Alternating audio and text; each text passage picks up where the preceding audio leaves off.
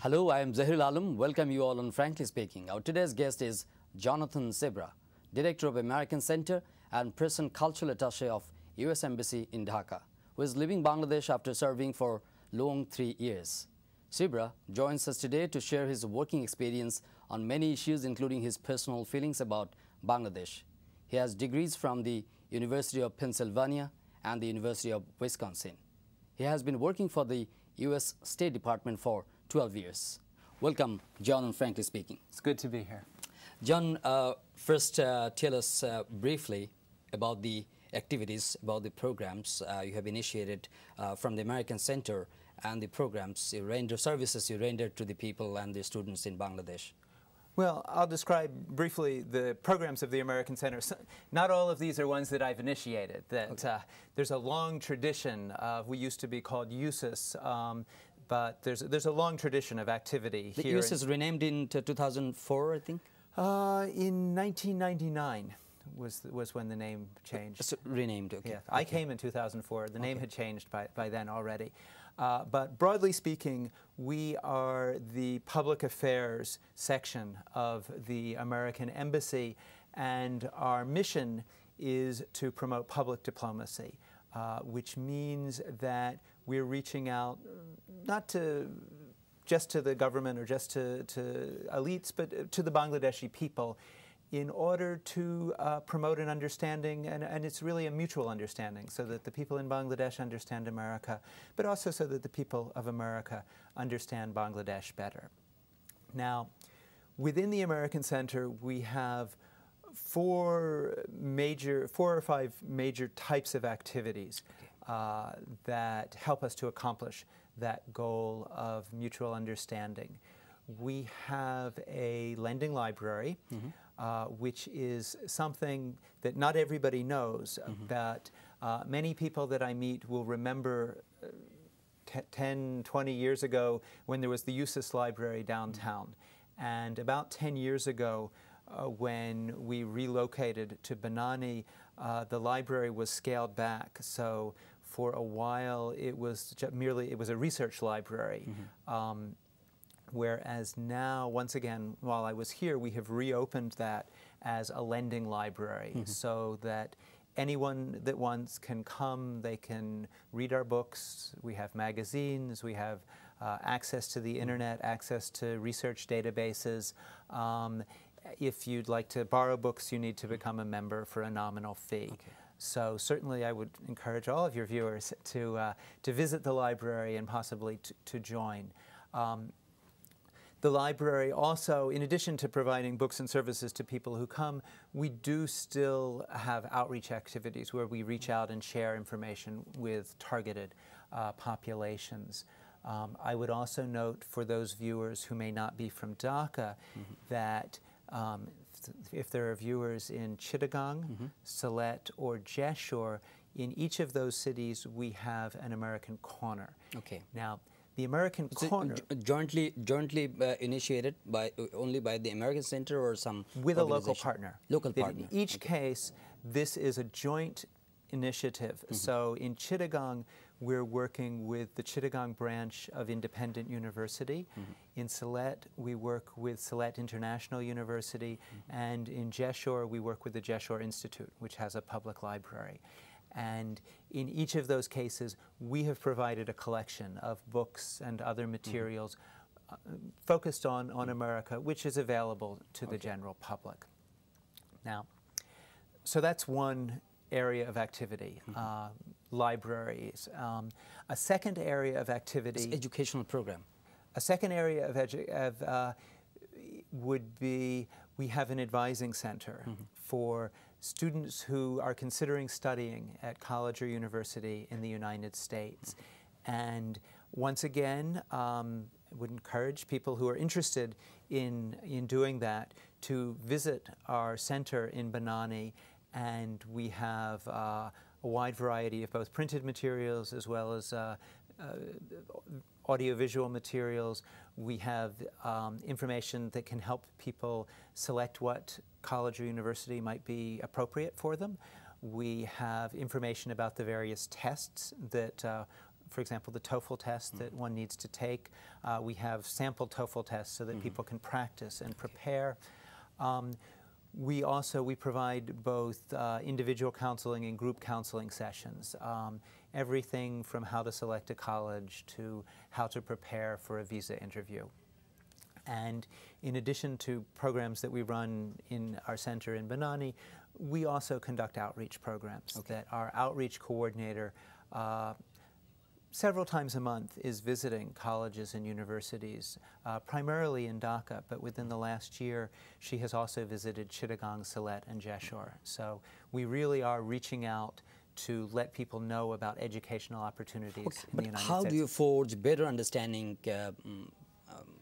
between the US and Bangladesh people? Well, I would say that anyone who goes and studies in the US is promoting better understanding, in that that person is sharing his or her knowledge of Bangladesh with Americans and then is coming back with a deeper understanding of America. I have worked very closely over the last 3 years with the American Alumni Association, and there are many very active, very energetic leaders in different segments of society. Two of the best-known alumni of American universities would be Mohammad Yunus and President Yajuddin Ahmed. Both of them are graduates of U.S. universities. But you were also asking about programming that we run directly from the American Center. We also have a number of exchange programs, and I'm very proud that in the 3 years I've been here, the volume of exchanges, people going back and forth, from bringing Americans here, sending Bangladeshis to America, has just about doubled. So we've expanded several of our existing programs. We've also added some new programs. We have programs for a wide variety of individuals. Everything from, we have high school exchange programs. We've done some short programs, 3-week programs in both directions. We also do an academic year program. This year we are sending 30 Bangladeshi students to study in U.S. high schools for the next year. On the other side, we have programs for mid-career professionals. We have our International Visitor Program, which is a 2- or 3-week program which provides leaders from a variety of fields a chance to learn a little bit about the United States. You have very close relations with the press community in Bangladesh. So what are the programs from the... Yes, well, many journalists have participated on the International Visitor Program. Have you participated on it? Yes, okay, so that's what I thought. Other programs, we've also run training programs here in Bangladesh that we don't have one set formula, but in the 3 years that I have been here, we've worked on a number of programs that for individuals like yourself in the broadcast arena. Twice we have brought Professor Bob Hooper from California in to conduct about 3-week workshops on broadcast journalism techniques. We also provided some support for BCDJC, one of the local NGOs. They had an American trainer, Jacqueline Frank, who was here not on a program of the American Center. She was here on a private program, but the American Center donated equipment so that BCDJC could run effective training for her. That she was also in the broadcast area. She works more on documentaries, but in a lot of ways, she and Bob Hooper were here at the same time. And the principle is the same. You tell a story. She tells a longer story.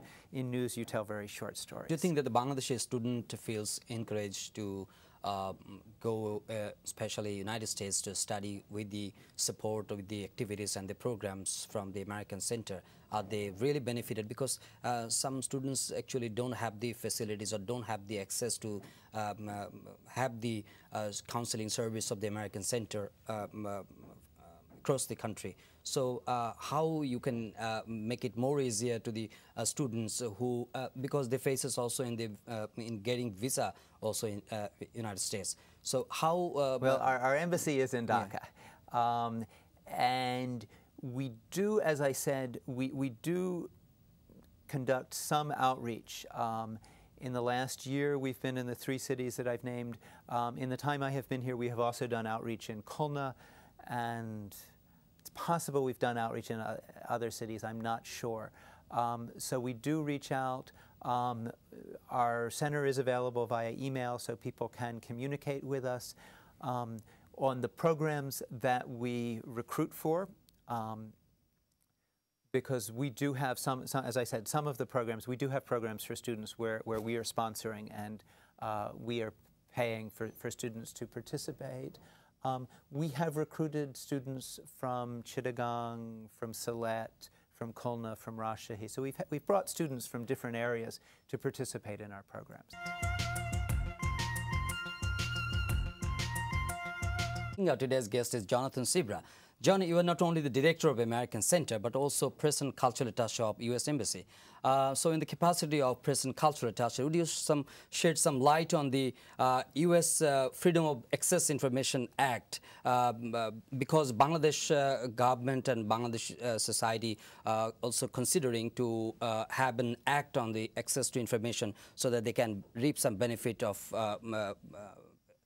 exercise some freedom on the press. So would you tell us about the experience of the United States? Well, I'm not a legal expert. We do have a Freedom of Information Act, and how similar that is to the current act that's under consideration here, I don't know. The basic premise is that the people, the governed, should have a right to know what their government is doing. And so there are procedures by which anyone can make a request for governmental information. Now, there are always checks and balances. For example, we have classified information which wouldn't be released. There's also information that is of a very personal nature. For example, you had said that you participated in the International Visitor Program. Yeah. Therefore, we have some personal information about you. But we wouldn't necessarily release that to the public because the public has no right to that information because it's sensitive, it's your personal information. So what the Freedom of Information Act does is it creates a framework through which a citizen can make a request for information and through which there will be a response to that request. Now, generally, the response will be to provide the information, but sometimes it might be an explanation of why that information might not be available. So sometimes in meeting the request of people, a common citizen, you're a government official. So when I request you for information, and do you apprehend or do you face any type of government retribution of revealing the information? Well, under the Freedom of Information Act, there is a very set procedure. So, for example, within the Department of State, if you want to make a request under that act, there is a specific office to which that request goes. They would then, so if you had information from a program I was working on, that office would then refer to me and say, Zahir al-Alam has asked for this information, and I would work through that office. So obviously, they know the parameters, and there would not be retribution. Now, the other point that you've alluded to is we also have what is called the Whistleblowers Act. And this applies not... But this act protects the government officials? Not only government officials. It can also protect private officials, but it protects people from retribution. Okay. That if you give out information about something that's being done wrong, and that could be within the government, it could also be within a private company. If a private company is breaking the law, it is then illegal to take retribution, and the Whistleblower Act provides the protection for the people that do that. So how do you define the press and the government relations? When the journalist community always faces works with the government official and here or in the U.S. In the U.S. and also in Bangladesh, we also work with the press community in Bangladesh, and from the embassy side, we always in close connections with embassy officials, especially for informations with you. So how do you define the relations? What should be the way to deal with the matters? Well, one difference, I think, between the United States and Bangladesh in terms of press relations is that in the U.S. our press institutions are a little older. Okay. That when I think in the 3 years that I've been here, Bangladesh has gone from having 3 very new private television stations to 10 or 12 stations, and so that means most of the television stations here are very new. Whereas in the U.S., our television stations are decades and decades old. And as a consequence, in the U.S., we have developed more particular patterns. I think here in Bangladesh, press-government relations are still, people are still learning how it works. Government officials 5 years ago didn't face the same press scrutiny, and therefore it takes a while for people to learn those habits. Some good things about Bangladesh: you have a very vibrant press. Certainly notice there's a lot of people out there, and with a lot of different perspectives and different opinions. We do have some concerns. I know you must have attended the talk that my ambassador gave in May, and so you know very well. I don't have to tell you, Ambassador Butenis. I don't have to tell you the concerns that she has expressed regarding the situation of the press here. But on the positive side, I think it's a very vibrant press, and I've enjoyed very much working with the press here. You know, the Bangladesh has entered on a unprecedented period of reform at this moment since January 11. So, what do you think? How Bangladesh press can contribute more for building a prosperous and strong society in terms? I'm on my way out right now, so I think I might defer to my chargé or other colleagues who are staying here to tell you more about what our perspective on the current situation here. So as you're leaving Bangladesh, and who will be your successor, Nick? Her name is Amy Vrampus. Her previous post was in Senegal, and she should be arriving by the end of August, so very soon. So do you have any suggestions or any guideline for her? Well, I have privately given her some suggestions. In general, I would say enjoy Bangladesh. I think this is a wonderful country. I think that she really will enjoy working here. What will be your lasting memories from Bangladesh you are taking? Well, I mainly will remember the people. That there's a number of people that I've worked with very closely here and that I'm very close to. So that's the most important memory. Beyond that, I have to say I have enjoyed the travel that I've been able to do. Particularly, I've taken a few river trips from Khulna to Dhaka and similar. Oh, that impressed you most? It was very, very enjoyable. John, I know that you are a very good reciter. Would you mind if we request you to recite a few lines from your favorite poem? Well, I'll give you the first stanza of Robert Frost's Stopping by the Woods. Whose woods are these? I think I know. His house is in the village, though. He will not see me stopping here to watch his woods fill up with snow. Oh, wonderful. Thank you. John, we're at the fag end of our discussions, of interview sessions. And at last, would like to say how the general people and the students, again, can benefit from the services of your center? Well, one of the biggest ways is to visit our library, visit our advising center if you're interested in studying. We do have the exchange programs. Now, there's 140 million people in Bangladesh. We can't support exchanges for everybody, but we do have exchange programs that are available.